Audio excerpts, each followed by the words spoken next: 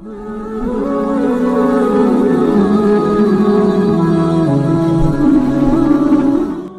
پستی، ذلت، رسوائی، نکبت ہماری دین بیزاری اور دین دوری کا نتیجہ ہے، قرآن کو چھوڑ دینے کا نتیجہ ہے۔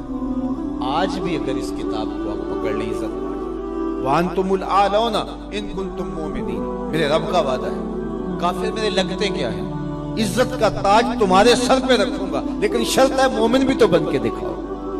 وَأَنْتُمُ الْأَعْلَوْنَ، تم ہی اونچے ہوگے، تاج تمہارے سروں پہ رکھا جائے گا، لیکن شرط یہ ہے کہ تم مومن بن کے دکھاؤ۔ تم نکھٹو اور اپنی خواہشات کے غلام بن کے اپنی مرضی کی زندگی گزارو، اور الطاف فہم وہ طلب کرو جو بدر اور احد کے شرکاء کو عطا کیے گئے۔ تو یہ ایسا نہیں ہوگا، تمہیں محنت کرنا ہوگی، میدان عمل میں اترنا ہوگا، پھر دیکھنا کہ ہم کس طرح الطاف تمہارے اوپر نازل کرتے ہیں اور کرم نوازیاں اترتی ہیں تمہارے اوپر۔ تم تو 1 ارب 60 کروڑ ہو دنیا کے اوپر، وہ تو صرف 313 تھے۔ ہم نے کیسے ان کو عزتوں کی مسندوں پہ بٹھایا۔ اس دن کو میرے رب نے بھی یوم فرقان کہہ کے پکارا، لیکن وہ بھی تو سب کو چھوڑ کے آگے تھے۔ وہ 313، 2 گھوڑے، 6 زرہیں، 8 تلواریں، اور جن کے پاس تلواریں نہیں تھی انہوں نے کھجوروں کے ڈنڈے توڑ لیے۔ یہ اللہ کے مجاہد تھے، چلے تھے جنگ کرنے۔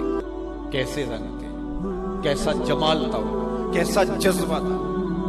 ان کے جذبوں کو دیکھ کر کے ہی میرے حضور نے کہا، اللہم ان تہلک ہذہ العصابہ لم تعبد فی الارض ابدا۔ مالک، اس دھرتی پر تیرے نام لینے والے یہی لوگ ہیں، اگر یہ نہ رہے قیامت تک تجھے بھی رب کوئی نہیں کہے گا۔ تو انہوں نے اپنا آپ پیش کیا نا۔ میں اور آپ دیکھیں کہ ہم کھڑے کہاں ہیں، اور ہم جو بدر اور احد کے شرکاء پر کرم نوازی ہوئی وہ طلب کرتے ہیں۔ اترے فرشتے ہماری مدد کے لیے۔ ہم کہتے ہیں کہ آج بھی ابابیلیں اترے، لیکن آج ابابیلیں اترے تو ہمیں کنکر ماریں گے۔ تم 1 ارب 40 کروڑ ہو، اور 1 ارب 60 کروڑ کی تعداد اب تمہاری ہو رہی ہے، اور تمہارے پیغمبر کی توہین ہو۔ 56-57 اسلامی ملک ہوں، تمہارے پاس افواج ہوں، تم ایٹمی طاقت ہو، اور تمہارے پیغمبر کی اہانت ہو رہی ہو۔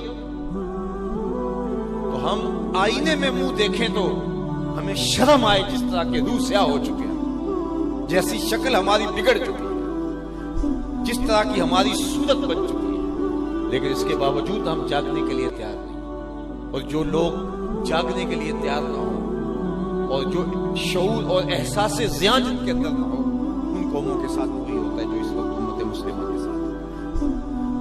باقی رہی بات اللہ کے محبوب کی عظمتوں کی، تو یہ بات ذہن میں رکھو کہ محبوب کی عظمتوں کو کوئی نہیں گھٹا سکتا۔ یہ ذمہ میرے رب کا ہے۔ وَرَفَعْنَا لَكَ ذِكْرَكَ کا تاج کل بھی میرے محبوب کے سر پہ تھا، آج بھی حضور کے سر پہ ہے۔